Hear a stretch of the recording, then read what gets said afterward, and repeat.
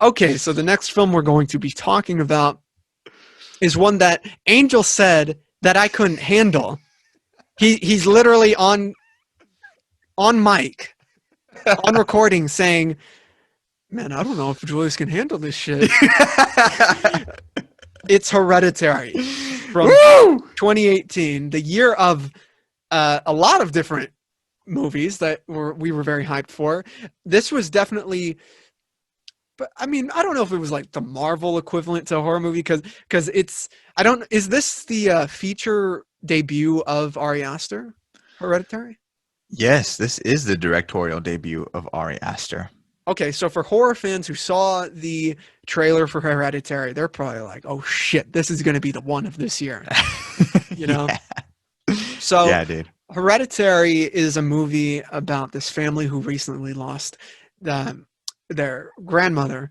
Yes. The mother's mother, who, you know, she had a very difficult past with her, and it's all about this family really dealing with her loss, not really knowing her, and the wasted potential of a relationship with her. And then from that point, and I don't think this is a spoiler because it happens pretty early on in the film, the daughter, who gives you these kind of horrific vibes, these creepy vibes, just based on her presence and the way she acts in front of people, almost like feral, she dies in a very horrific way because of her brother, her older brother. Yeah. Can you watch it while I go smoke? They got cake. They got cake. Eat the cake. You know, that happens, and from that point, the family just goes on just this psychedelic, psychotic downward spiral that ends up in a very horrific ending and second half. And it was dubbed by Angel, to me, one of the most disturbing films of the year that came out. Yes. So Ari Aster, you said that he had made a short film beforehand, right? Yeah. He made a short film. You can check it out on YouTube. It's called The Strange Thing About the Johnsons. Right. And even that short film is so disturbing and deals with a topic that's very taboo. One that I haven't seen actually be expressed in a short story before, or in a movie. It's absolutely nuts, and I mean it's a really good indicator of what kind of filmmaker Ari Aster is. He's actually somebody who is bold and not afraid to take on topics that we will look the other way on. It's insane. Yeah, and he also has a vision that is very consistent. Oh, you yeah. know, he could be called an auteur if you want. He is. Modern day auteur. I hope I'm saying auteur. Yeah, auteur. Yeah. Star Tours. He's someone whose vision, I think, remains consistent no matter what film he's working on. I mean, just look at Midsommar, which tonally is very reminiscent of something like Hereditary. Right. Yeah, but visually completely different. Especially with the color grading and the lighting. Yeah, and I think it's the complete opposite of what Hereditary is, which is just darkness and bleak and dread and ugliness. And Midsommar is this beautiful looking movie, but layered with atmospherically. I mean, they feel like they're coming from the same guy. Yeah, absolutely. Yeah. Who's? Go ahead, please. Go ahead. I was gonna say it reminds me of Kubrick. It really does. Like the way he crafts his films are precise and perfect, and you really feel the environment within the frame. And it's really crazy because it is consistent even through his short films. And the performances are, the actors he uses aren't even, I wouldn't say A-list because I would say they're A-list, but they're not as well known as, or popular as actors like, I'll give you an example, like Brad Pitt, or an Emily Blunt, Right. Toni Collette is like an actor or actress that Kubrick would use, somebody that he really sees as an artist, right? It's And really reminiscent. That casting and her performance is very reminiscent in certain ways to Shelley Duvall in The Shining. exactly, Yeah, exactly. Or any other cast that Kubrick would use. yeah, 2001: A Space Odyssey. I mean, Kubrick could have used, Cary Grant if he wanted, if he really wanted. You know what I mean? Yet he used, I'm blanking on the actor's name, but he used somebody and was able to deliver one of the greatest performances in a science fiction picture. All the performances that Kubrick was able to get are the yeah, best in the genre. You know what I mean? And that's very yeah. reminiscent of what Ari Aster is doing. He cares about the artistry, the craft. When you watch the opening of Hereditary, you know exactly what kind of filmmaker you're getting. Somebody who has watched a lot of cinema and somebody who's actually mastered everything from camera angles to lighting Lighting, to especially. directing, Yeah. everything, like camera movement. The opening of Hereditary makes you go, how the hell did he do this? How the hell did he do this? That's the kind of director you want. You don't want somebody where you're saying, why the hell did he do this? You want somebody where you're thinking, how the hell did he do this? Wow. Just well, from the opening of Hereditary. well, when it comes to the visual language of Hereditary, you're right. It is very dark as opposed to something like Midsommar, which is bright. And I think that's one of the most effective things about it. Its Mm, utilization of the dark, making you really afraid of the dark yeah, in a yeah. way that you'd never before. Yeah, Yep, yep. Ben, in the environment, I think it was in Idaho or Utah where it was filmed. I think, but just the isolation of their Mm, home, of the characters, how far it takes them to get somewhere.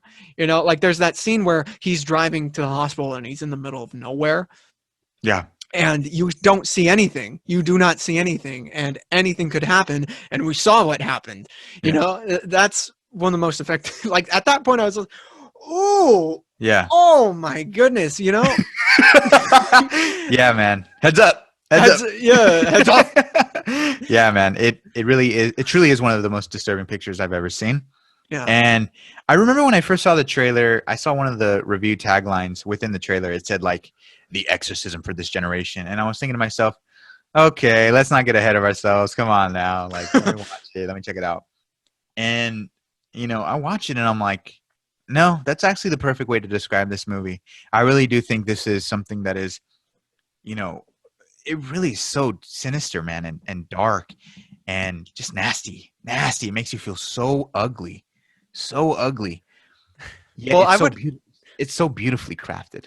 I You know would what I mean? hope that in the future of horror films, we don't, evolve to the point where we look back at something like Hereditary in the way that we look at The Exorcist, where we're Mhm. like, "Oh, that shit's funny." Yeah. Like right now, when with that movie coming out recently, Mhm. I don't know what you could look at as funny in that. Aside Yeah. from like maybe because at that point when she does get like hit, it cuts Mhm. away real quick. But I was like, oh, I wasn't laughing, but I was just like, that came out of nowhere. Like, Yeah. oh my god, Yeah. No, I it's did not absolute. expect that. It's insane. But with The Exorcist, I think a lot of where that humorous take on it comes from is actually from Scary Movie. I think Scary Movie, because it's such a brilliant parody, that it was able to shift the mentality of going into The Exorcist. But I Right. think back in the 70s, when you watched a film like that, I mean, that kind of vulgarity was not seen as comical yet until we hit the late 90s. So for those audiences to watch that movie, I really do think it was compelling and I mean just unnerving. Seriously. When I watch The Exorcist as I've gotten older, yes, it's hard not to laugh sometimes, but if I go into it with the right mentality, like my brother's never seen it, but I guarantee you if I put on the film for him and I'm serious and I'm like, tonight we're watching The Exorcism. This was a movie from the 70s that changed the game for horror and it Yeah. really haunted audiences to this Is day. dubbed the scariest film of all time. Exactly. I guarantee Yeah. you if I put it in and we watch it and it's dark, I turn off all the lights in my theater room, the surround sound is blasted to like 80, his experience will be, oh crap, like that was effective. Right. Post Scary Movie, when we rewatch the Scary Movies, I guarantee you my brother will be like, this is funny as hell. So unless we probably get a parody of Hereditary, I don't think we're going to have generations in the future look back in Hereditary and be like, yo, her head's off, covered in ants. Yay! Like, that's hilarious. Well, you just helped. You just right now doing that. You just helped that make it become a reality. Yo, heads up.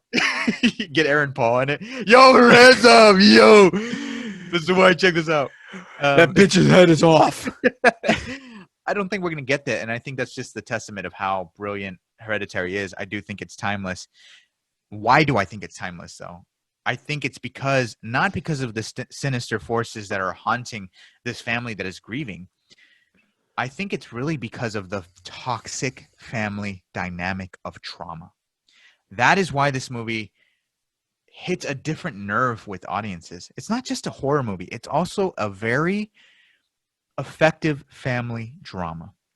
Something that I think a movie like The Silence of the Lambs offers back when that came out in the 90s. Silence of the Lambs swept the Oscars. I think it's one of the only horror movies to win the Big Five. Mm-hmm. Hereditary should have done the same, because to me it affected me in the same way that The Silence of the Lambs did. It really should have swept everything.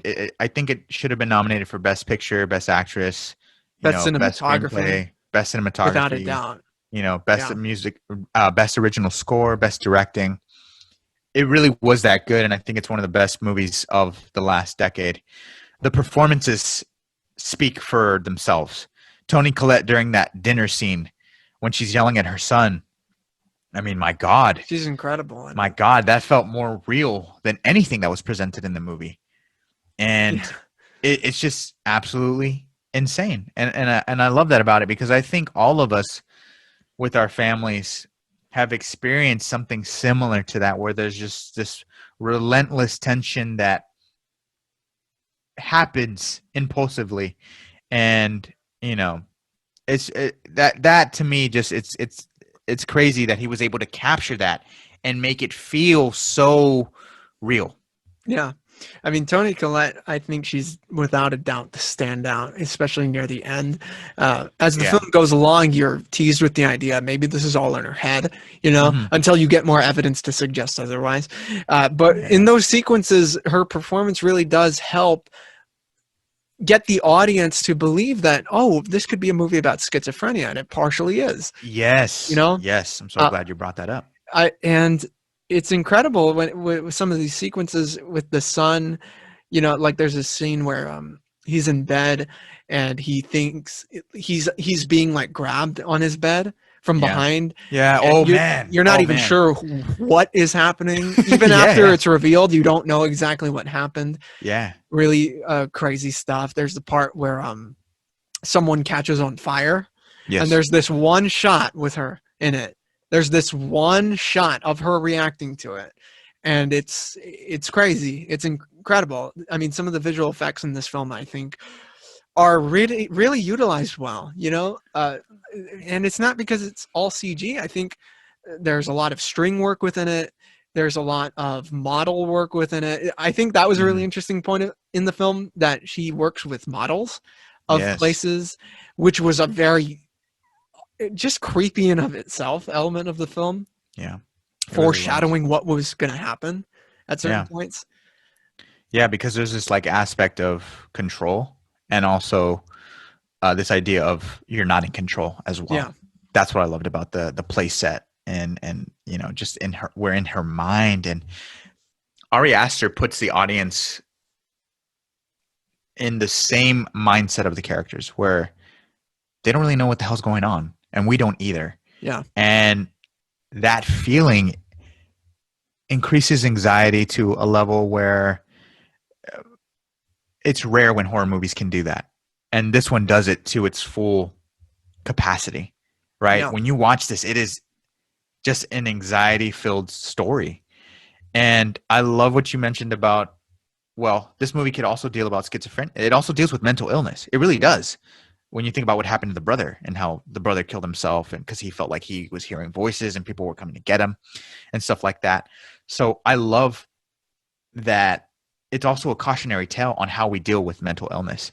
As a family, we should not take advantage of one another, or we should not put each other down because of mental illness. What we should do as family members is nurture each other, because when we nurture our family members, um, we're able to heal slowly, but definitely surely, rather than just sacrificing them to demonic forces. You don't want to do that, because then you get hereditary. And it's just so crazy, man. I really love the sequence where she is at the AA meeting, I believe, or not AA meeting. She's at a self-help group. Oh, right. Yeah. And she's talking about how, like, one night I woke up and I lost the trust with my kids. They witnessed me sleepwalking, trying to burn them alive in their sleep. And we get that sequence near the end where she's dreaming, and you see that whole sequence reenacted where the son is like, "Mom, what are you doing?" And she's just crying with the lighter filled with oil, filled with gasoline. That sequence was crazy, man. It was so intense, and it really just elevates, like we mentioned before, the heightened fear of what these new horror movies are doing, like Get Out and Hereditary. They're doing this so successfully that I really hope we continue to get horror movies that are like this, man, that are just maximizing every element of filmmaking to really raise fear within us all. I got to be honest with you, and I agree with everything you just said, because I think it is if you're going to look at new horror, like the new wave of horror, this has got to be a linchpin within that. If Yes. we're going to talk about like a change from how cheap movies in this genre can be to how much effort can be put into it, you have to look at Hereditary for sure.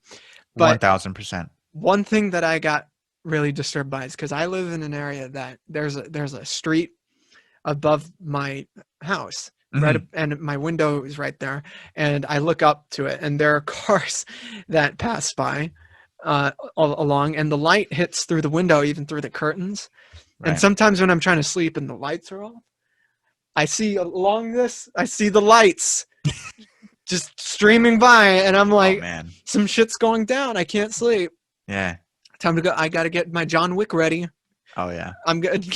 I want to ask you about this when it came to the film, the way they dealt with the cult aspect of the film.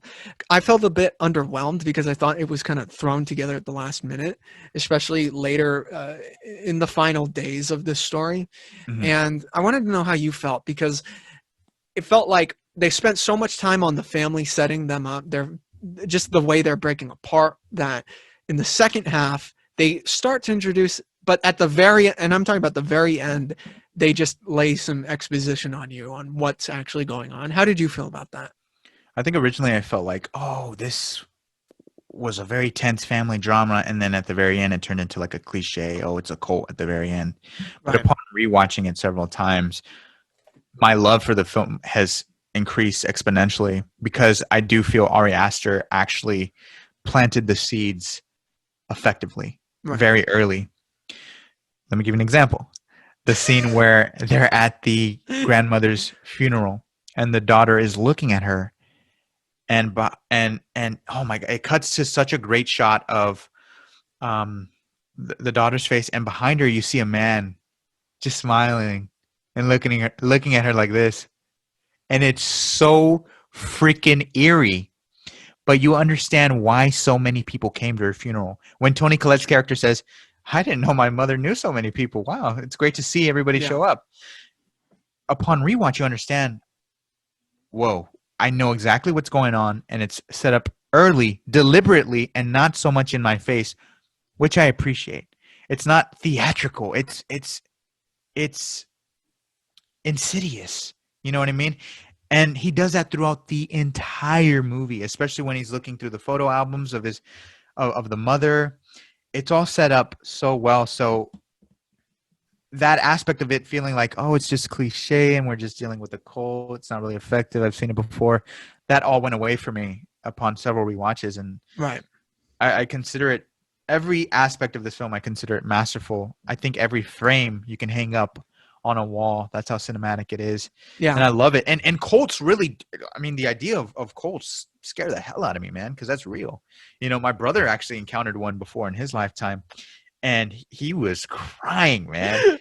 Let me tell you about this for a second. Robert. He went, God. I think he went to Eden Canyon, Oh, and okay. he was with some friends in the middle of the night. And I said, "What the hell were you? What the hell were you doing out in the Yeah, woods in the what are middle they of the night?" doing over there? He's like, "I don't Like, know, bro. We were way off trail, and the next thing I know, we see like fire, and we were like, what's that?" So we went to it, and then there was just a bunch of people surrounded in like dark clothes. And my friend said, "Hey," and the next thing we know is they all turn and look at us. And my brother says, the next thing I know, I ran and we were crying because we thought we were going to die because they looked like they were like sacrificing something. And I'm like, holy crap, dude, I would literally piss my pants if I saw that, because I hope I never encounter a cult, man, because it's real. Just the hive mind to like harm you is just, it's very scary. So yeah. what Ari Aster was able to do, especially towards the end, that ending is freaking, it just gives me chills every time, man. Seeing naked people in your house, hell no. You know, Hell well, that's too normal around here. But, maybe I'm onto something. no. But it's funny that you bring that up about Robert. I went to a party that was kind of wild last year, and I told Robert about it, and he said, "Man, I'd go Kingsman on that shit. I'd go Kingsman. Hey, give me a kick. Bam!" Yeah, exactly. Manners maketh man. Yeah, exactly. I got a movie question in regards to Hereditary that I'm going to ask you. Mhm. Great movies because of the atmosphere that the film creates. Can you think of any off the top of your head that were just the first thing you think of is how you feel while watching it? Inception. I Ooh, watch Inception and I feel like I am on a different plane. I feel like I'm in my own subconscious and I'm able to overcome everything. The way that Nolan just constructs that whole movie is ridiculous, and he set a new standard for cinema that day. I love Inception. Any Kubrick film, The Shining, especially, even more so than 2001: A Space Odyssey. What he's able to do with that hotel, it's unforgettable. And even when you look at how that hotel and how that maze is all constructed, it doesn't make sense. And therefore, I really do think Nolan and Kubrick, they are masters of atmospheric storytelling yeah. in a way that I don't think we'll see anytime soon. Even Spielberg too. I would say Spielberg, when he wants to go for something that's very atmospheric, like I would say Jurassic Park is very atmospheric. Yeah. You know, they're really the head honchos of that kind of stuff. One film that I thought of that probably wouldn't be brought up too much in the atmosphere discussion was definitely Birdman. You know, Mm, Alejandro mm, Inarritu's Birdman, where it takes on the the idea and feeling of watching a play. You know, yes. continuous movement. You know, continuous Oh transitions. man. Yeah. Everyone's there. It's going through the days as if it were an hour and a half. Really awesome. I remember us seeing that, and it was pretty. First of all, it's funny. Yeah. It's hilarious, especially the scene with Michael Keaton fighting out acting Edward Norton. Hilarious, dude. It's also fucking fake. Yeah. You know, like that. Dude, that movie is a stroke of genius. I love Birdman so much, and I'm really happy that you highlighted how atmospheric that movie is, because that's the driving force of that movie. To be able to look like it's continuously shot, and you just feel like you're in New York with these people, and you're on stage with them. On rooftops and That is streets. that is one of the best movies ever made. It is I one of agree. the best movies ever made. It's so thought provoking as well, and it really is a great example of the return of the human spirit. I think, and to be able to lift yourself to from a point of feeling like a dead jellyfish, especially I when you get those shots of the dead jellyfish on the beach. Emmanuel Lubezki is such. He is cinema, man. Like, he is cinema. It is one of the best shot films too, ever, ever, ever, ever. Ironically, it's one of the best comic book films of all time. Yeah, I would yeah, put it in there. yeah. I don't care what anyone says. I would put it in there. It's about a man who's at the bottom of the barrel. I mean, there's a reason why I took so much of it from my Dark Knight Returns as Michael Keaton trailer. Okay, it's essentially the Dark Knight Returns story. Yeah. Guy in a midlife crisis has to come back in some insane way. He's losing his mind. He's talking to himself. It's a Batman. It's a Batman 3. Okay. Yeah, exactly. Man, People I are love like, that. Michael Keaton's coming back as Batman. He did. It was called Birdman. Dude, I love that movie so much. I love it so much. I love it too, man. I was thinking another atmospheric film that I love, which is recent, is The Babadook. Ooh. The Babadook is an atmospheric movie, a directorial debut from a female director who I think is someone to watch for sure, whatever she does. The Babadook is another one of those horror movies that I think is something like, for me, it impacted me as much as like I believe audiences were impacted by A Nightmare on Elm Street, Halloween, The Thing. It's one of those kind of movies, I think. Got to get you and Daniel on the podcast to argue about The Babadook. Oh, yeah, no. I think we've had a conversation about it before. I know he hates it. For me, I love it, man. I love it. Well, you also love Paranormal Activity, so. That's the one I want you to get. Actually, that's the one I want to get you guys arguing. Wait a minute. Okay. So you're setting up. You're setting up. I do, man. I do. I'm always willing to elaborate on why I love something and why it works. Let me reenact his reaction. What? What? Homie, watch more movies, bro. Okay.